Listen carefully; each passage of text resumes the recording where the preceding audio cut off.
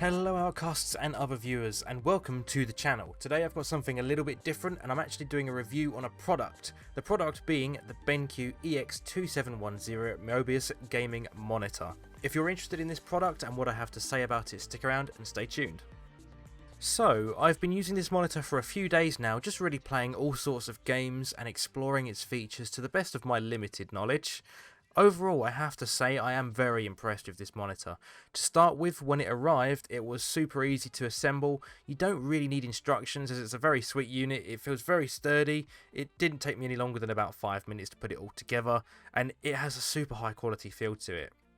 It's super adjustable. You can turn the screen quite a bit without moving the stand, so if you've got limited desk space you should be able to find a position that suits you very easily. It even rotates slightly as well, which I'm not too sure why I'd need such a thing, but it does help make it have that sort of premium feel to it.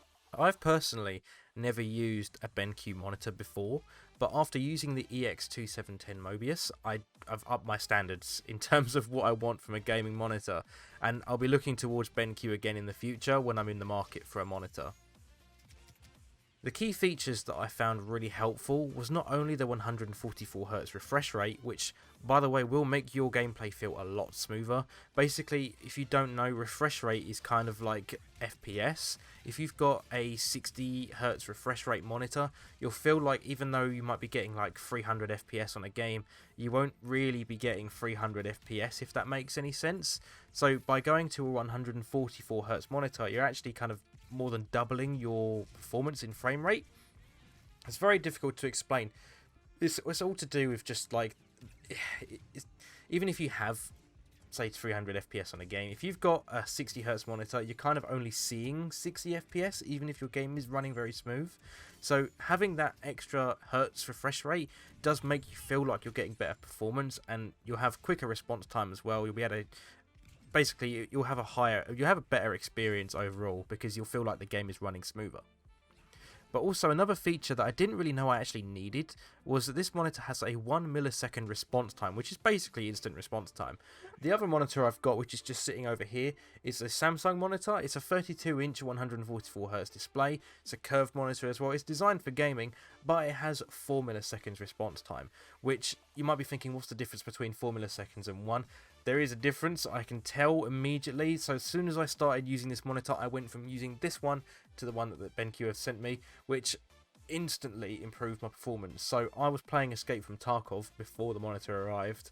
The monitor turned up, I set it all up, plugged it in, did a couple of raids with the monitor straight away, instantly had a better time. It was just like, it felt like the game was almost going too quick for me, just because the response time was that, it is that instant that it's like I say, the millisecond after you move your mouse, you're turning, and it's just like you can get the every command you want is instant, and it does make a difference. Even 3 milliseconds between that monitor and this one, it does make a difference.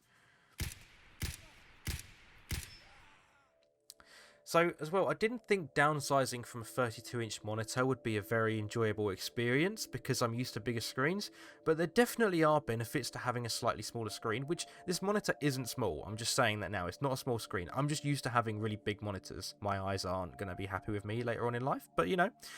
When you're using a 1080p monitor, you do get to a point where if you go too big of a screen, especially if you have a curved screen, you start to lose the quality and detail, which I noticed in my Samsung one, the 32-inch curved screen. Especially when you switch back to something like this BenQ one at 27 inches, the image quality is just so much sharper, and especially when you use it with BenQ's own HDRI setting. So to summarise what HDRI is, it's basically BenQ's take on HDR, and I'm not super clued up on what HDRI is. I've done a little bit of research, but to kind of summarise and explain what the difference is, what I'll say with it is that you can kind of fine tune and adjust each game for the best lighting, the best settings to help your performance. I've been playing a lot of Escape from Tarkov recently, so I've been using the FPS setting, but when you hop onto other games you can use like the game HDRI and the cinema HDRI, which I'll get onto in a sec. But using the FPS setting on Tarkov really just helped everything pop out a little bit more. It is definitely more vibrant as well, which a lot of monitors do have those kind of settings, but on this one in particular, at least from my perspective, it definitely helped with, you know, seeing things more, especially when you combine that with the 1 millisecond response time. I've found that I've sort of been winning a lot more gunfights and I've had more confidence in my gaming abilities, which, you know, confidence in gaming makes a huge difference to your performance. Now, the difference between a few of the HDRI settings are definitely noticeable on this monitor.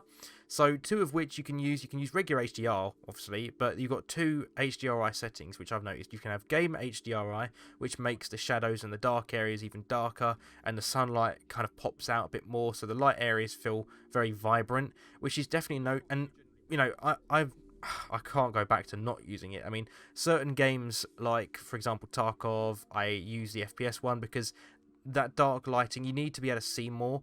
But on games, for example, like Star Wars Battlefront, which I've been playing recently, if you use HDR on that, especially on some of the nighttime maps, it just looks incredible. But also you've got Cinema HDRI, which is kind of similar, but just a little bit different. It's hard to describe it, but it does make a more cinematic experience. So depending on what kind of game you're playing, you can go between the game one and the cinema one. So it really is down to you on what your preference is. But the good thing is with this monitor, there's so many different settings, tons and tons of different like lighting settings, which you can adjust to what your preference is, and it will remember them. This thing will not die. No. I hear a thug as well. Oh shit, there's a fucking What? nightmare. You can choose between sort of like RPG games, like I say FPS. You can go just as a standard. You can do things like e-paper, so if you're reading stuff, it kind of makes it dimmer, and it filters out a lot of those Blu-rays, so if you're reading it, it won't give you eye strain or a headache, which is something that I suffer with. So if I will be doing stuff like that to do with work, that's something that I will be using. I'm just upgrading. Oh, great. Good timing for that. What else is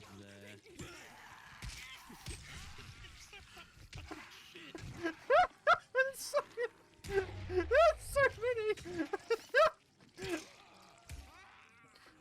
What the? There we are. So many bodies in it. Where the fuck did you come from? Oh my god. Still one alive in the body. Did you see that? The good thing is there's actually a little switch on the back of the monitor, which is very easy to get to, and that's where you change all of your settings, as well as turning the monitor off and on and choosing which connection you want to use. The good thing, actually, I will mention this very quickly. The good thing is about this monitor is there's a few different connection settings, so you can use your HDMI, you can use your display ports, you can pretty much plug it into whatever you want, whether it be a PC or a console, and it automatically sets itself up for those displays. It's so easy to use. Now this monitor does come with speakers, which again, if you play on like console and you don't have a headset, and you can play around with the audio settings, and it doesn't sound too bad.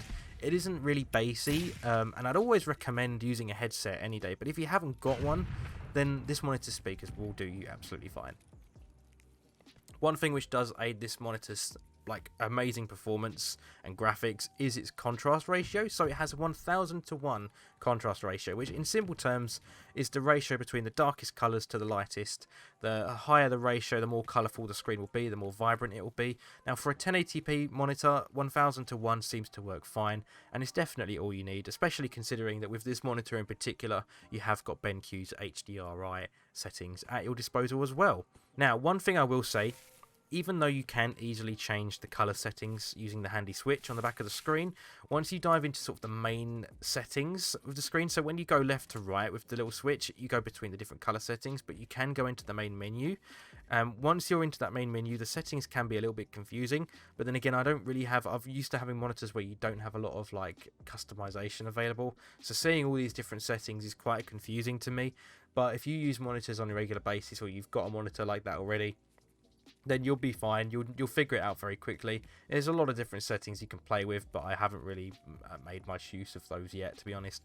And you don't really need to either. I mean, the only thing that I'll be using most of the time is just the different color settings, display settings, for what I'm using it for. Basically, what I'm saying is I'm an idiot, and I'm not going to really play with the main settings too much. Now, this monitor isn't really the cheapest, I will say that. On BenQ's official website, the monitor is sitting at £280. or which is roughly €310 or $375. It's certainly not a budget screen. However, you can pick it up on Amazon, which is, they're listing this on the BenQ website. It's on Amazon, the UK one at least, for around £230, which is €255 or roughly $310. So I definitely recommend shopping around if you're interested in buying this monitor, because you might be able to snag yourself a deal. So I've used this monitor extensively for a few days now, and overall I'm super impressed with this screen. I'm going to be using this as my main gaming monitor from now on, and I won't be going back to my other ones, which I'd say is very high praise. I want to point out that I'm not being paid to say this. This is just my honest thoughts. Though I would like to give quick thanks to Chris from the BenQ marketing team for sending me this monitor to review. There will be a link below in the description where you can check out this monitor for yourself. I'd also be very happy to hear your thoughts on this monitor in the comments, as well as if you'd like to see me do more product reviews in the future. As always, don't forget to subscribe to the channel with notifications turned on, and I will see you in the next video. Take care.